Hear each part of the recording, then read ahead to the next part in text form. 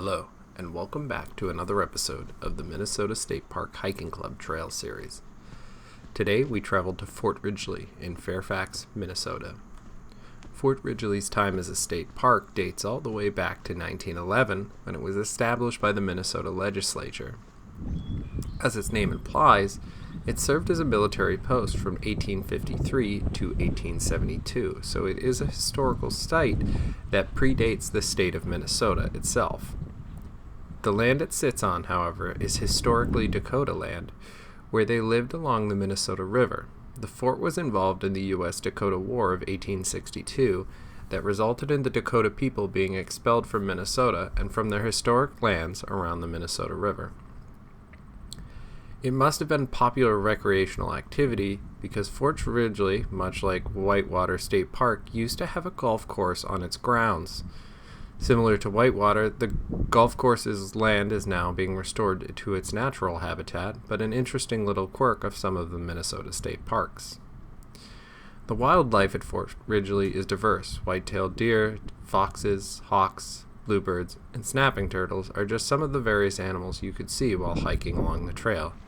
There isn't a specific animal, like in some other state parks, that is worth emphasizing, although I always think seeing a snapping turtle is cool. I give them plenty of distance, but they look ancient and mystical. Seriously though, they'll bite your hand off if you get too close. The environments throughout the park are oak savanna woodlands, prairies, small marshes, and the river and stream valleys. The oak savannas are a common habitat that you'll find in some of the southern Minnesota state parks. The prairie areas are full of beautiful flowers most times of the year, which combined with the seemingly endless sky when you are walking make them a beautiful part of the hike. The hiking club trail starts out at the entry of the park by the office. It then crosses the road after a short stint of trees and heads slightly into the woods before turning mostly parallel with the road and traveling along through some woods. The tree cover is significant enough to block out most of the sun for the initial sections of the trail before you once again exit the woods and pass by a turn off for the first overlook. It's a worthy addition to the trail, and I recommend taking the small detour as the view is worth the additional steps. After the overlook, you gently wind through the upper prairie section not far from the road before eventually turning away and out into the Oak Barrens. The shade is a welcome respite from the open fields of the prairie, but only lasts a short while before you are once again brought to the upper prairie and through the open field.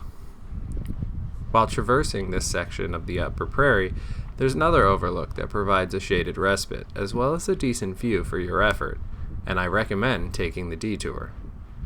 You then cross the road and come to a section of the trail where you can take an extended detour to the old fort site of Fort Ridgely.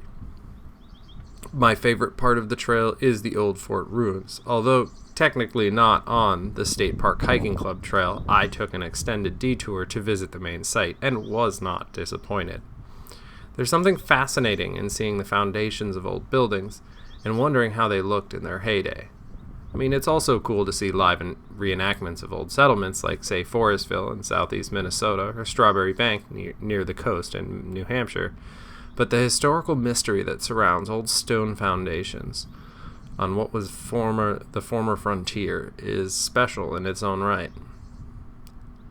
Thank you for watching, and if you like this edition of the series, like and subscribe. Also, let us know which state park you'd like to see next.